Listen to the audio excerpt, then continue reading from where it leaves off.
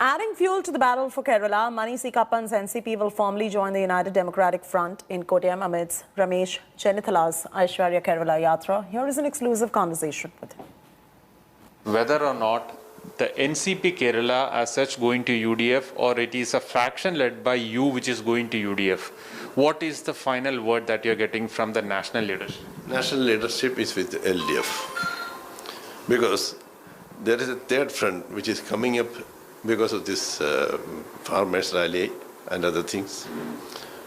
Sharad Pawar is the leader and HUD is the main fraction, bringing in all these together, DMK and Chandrasekhar Rao, Mamata, Mulayam son. So all these parties are coming together, making Bawarji as a leader. There's a chance for him to become the Prime Minister of India. Well, I pray for that. I have a relation with him from 1982. So I told I have no other option. I'm living for the time being to UDF. I will remain with UDF now. So I assume you will either have to create a new party or you will have to merge with some of the parties in the UDF. What is the plan now? Of course, we will have to make a new party. UDF has accepted that they will make a part of the coalition. As a party, they will accept. What will be the name of that party?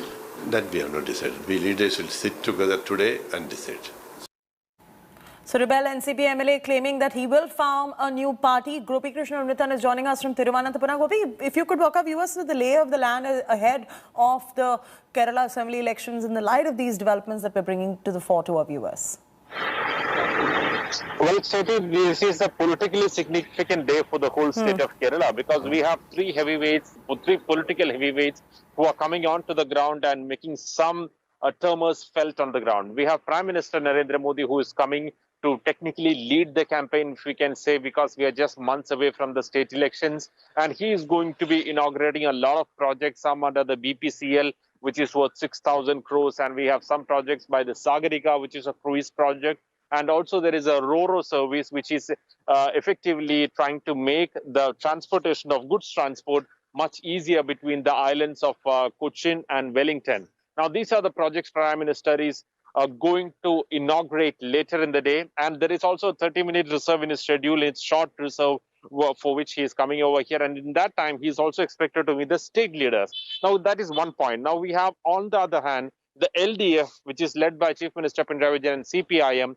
They kick-started their yatra from Kasaragod yesterday. Today, the second leg of the yatra is being inaugurated from the very Cochin, where Prime Minister is also coming. On the third side, we also have a Congress development, the UDF development, where the rebel MLA from NCP, he has finally made it clear that he is joining the UDF and he will also create a new party and he will contest from the same Pala seat, which has become a flashpoint, which finally led Mani C. Kappan leaving LDF and coming to the UDF.